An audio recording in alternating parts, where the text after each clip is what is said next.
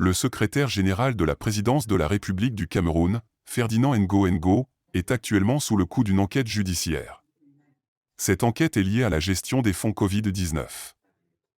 Ngo, qui est la deuxième personnalité de la présidence de la République, a refusé de répondre à la convocation de la justice le 18 octobre dernier.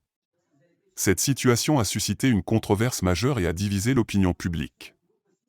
Selon les informations de Jeune Afrique, le parquet du tribunal criminel spécial a émis un mandat d'amener contre le tout-puissant secrétaire général de la présidence camerounaise.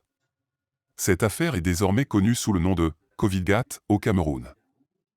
La gestion des fonds Covid-19 est un sujet sensible et cette affaire a mis en lumière les problèmes potentiels de corruption et de mauvaise gestion.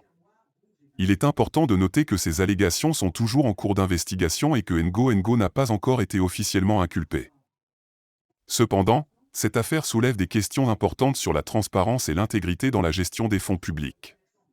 Elle met également en évidence la nécessité d'une surveillance et d'une responsabilité accrue dans l'utilisation des fonds destinés à lutter contre la pandémie. Il est crucial que les autorités prennent ces allégations au sérieux et mènent une enquête approfondie pour garantir que les fonds publics sont utilisés de manière appropriée et efficace. La population camerounaise mérite une gouvernance transparente et responsable, surtout en ces temps de crise sanitaire mondiale.